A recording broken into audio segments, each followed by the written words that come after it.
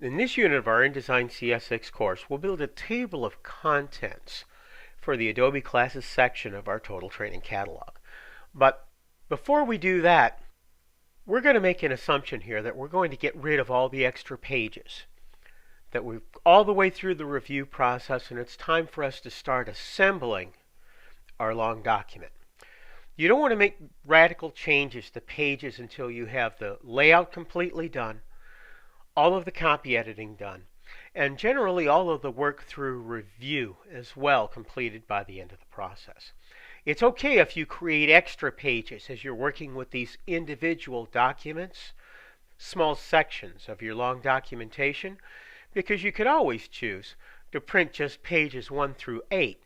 No one else has to know that pages 9 through 17 are still there. But we're going to say, for the sake of argument, we're past that point. And it's time for us to start generating things like indexes and tables of contents. At that point, you want to make sure that your page numbers are done correctly. So what I'm going to do in this case is I'm going to click on page 17. I'm going to go up to page 9 and hold down the Shift key. So I'm going to select all of the pages that have no course descriptions on them. And I'm going to click on this little trash can in the Pages panel to delete those selected pages. I'll get a redundant command here that says, are you sure you want to do this? Because these affected pages contain objects that are not completely blank. They have our folio information. I'm going to say, yes, I absolutely do want to do that. And now, when I go to page 8, what I'll see is that I have all the descriptions on here. Or at least I think I do. I'm not exactly sure because I'll see this little red plus sign is showing down to the lower right. I'm going to click on the right page master page and put one right next to page 8, just like so. And what I'm going to do is I'm going to click on that little plus with my selection or arrow tool to get the place gun. And then I'm going to click in page 9. Now you'll notice in the place gun it always shows from the exact start of the article.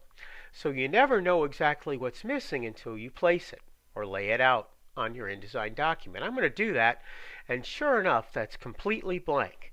If I look down here, that little box is blue. It's not red and have a plus in there. So since it's in there and it's actually blue, what this is telling me is that there's no more text after this point.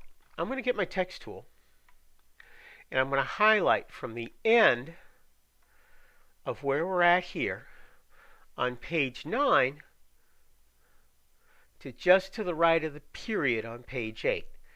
When I click the mouse button and hit the backspace key, what it'll do is it'll scoot myself back to the point to where I can see that cursor is just past the period after experience. Now, when I take my selection tool and I click, I'll see there's not a red plus there.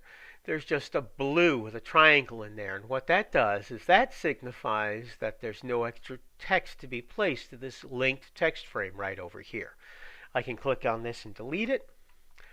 When I click here, I can see that box is now entirely empty. I'm going to click on page 9, and then I'm going to hit Delete Selected Pages. And when I do that, it'll get rid of that extra page. I'll see that empty box is right there, and I've got the entire article. Now that we've got all of our layout done, we can start assembling things like global functions, tables of contents, indexes. To demonstrate that in this unit of our InDesign CS6 course, we're actually going to build that table of contents. I'm going to go to page 1 to where that's supposed to be located.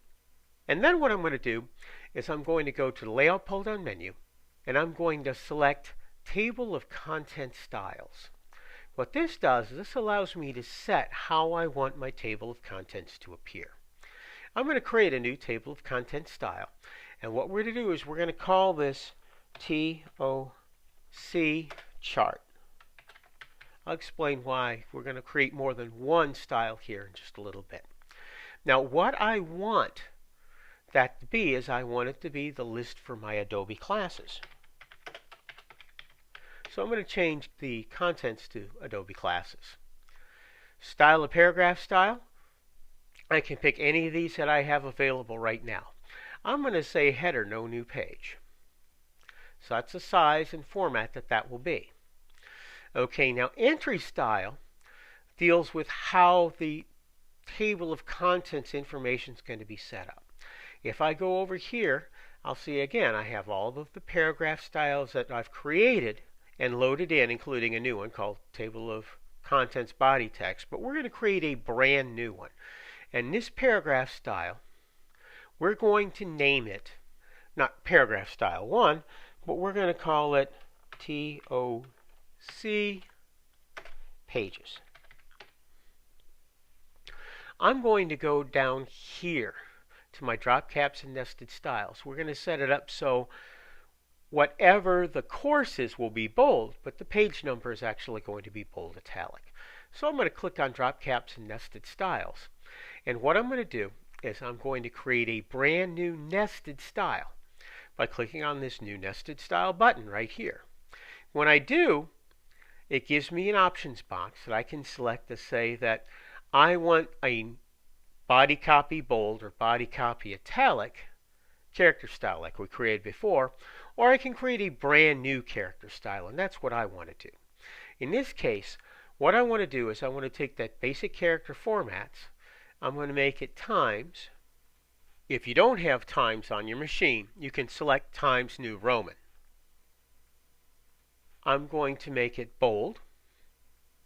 I'm going to make it 12 points on 14-point leading. I'm not going to change the advanced character formats or any other colors or anything like that.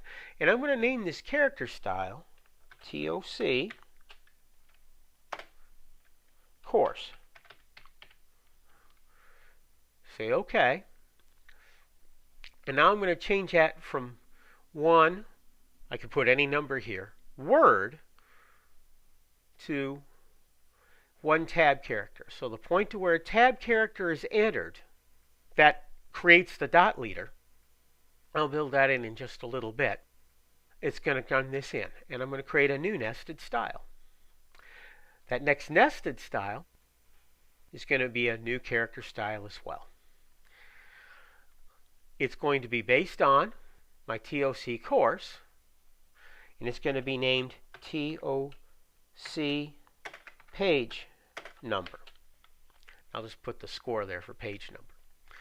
The basic character format is going to be times bold italic 12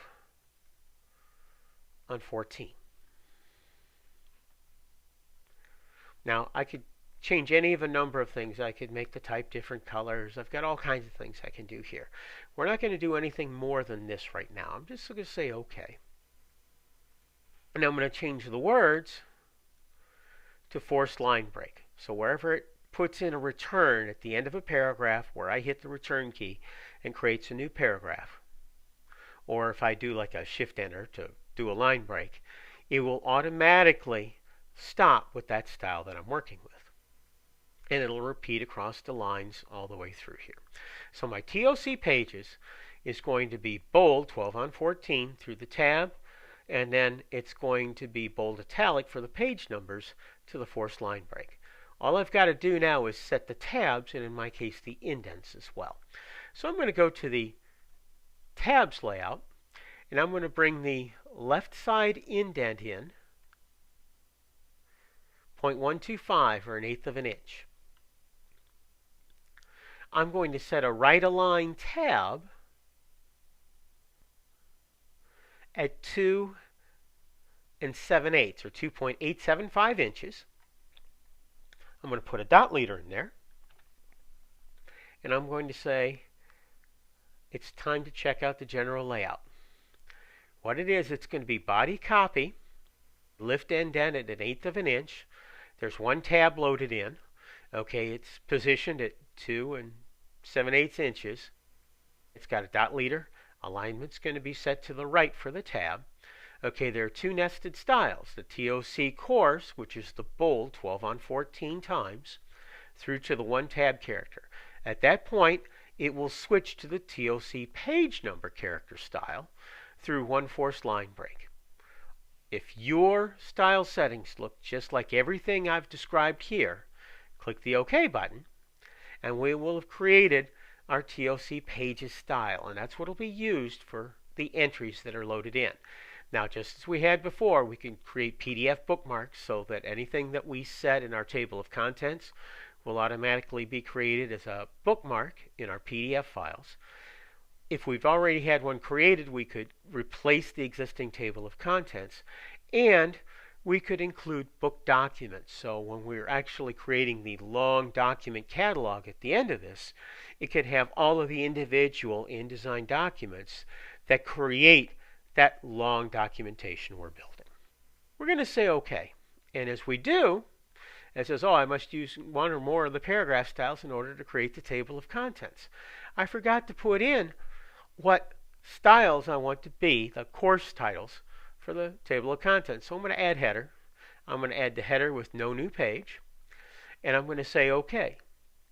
When I do that, it's going to create my TOC chart. I'm going to say OK.